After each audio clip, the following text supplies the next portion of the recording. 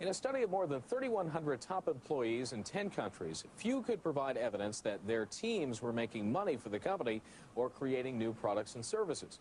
The study was conducted by Susan Lucia Annunzio, CEO of the Hudson Highlands Center for High Performance. She's also the author of Contagious Success. I spoke with her about how companies can encourage high performance. In our study, we study the highest paid and best educated people in the world. And of that group, only 10% were in high-performing work groups.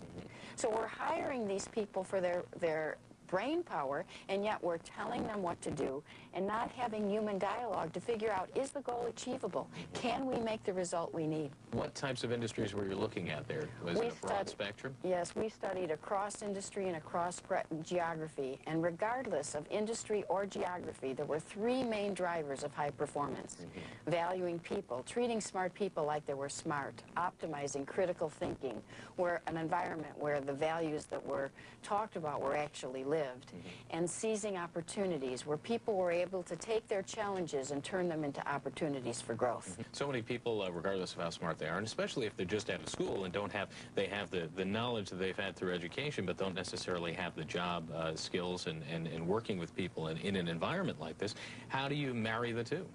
Well, what we found out is in these environments, there was a type of communication which we called respectful communication, where there was a questioning environment where people assumed positive intent. They assumed when somebody didn't know something that they were a smart person and there was something behind their thinking. And there was a lot of learning in these environments where through the questioning process, people learned from one another, both inside their groups and outside their groups. McDonald's is also one of the examples you have. Explain what they do. Well, we looked at a group within McDonald's, an operations group that was run by a man named Bill Hallett. And we have a concept in our group, in our book called Move the Middle.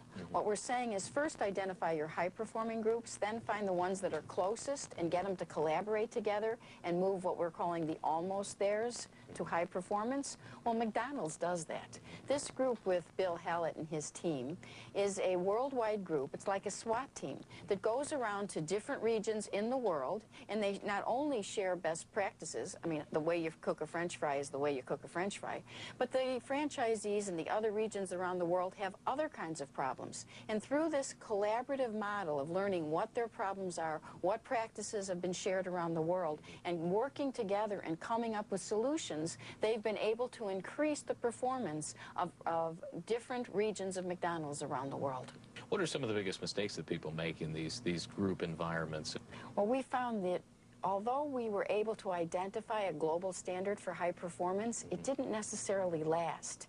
And the biggest killer of high performance around the world was short-term focus.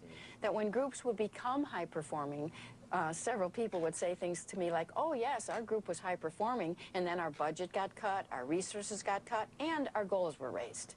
And as soon as that happened, the high performance went away.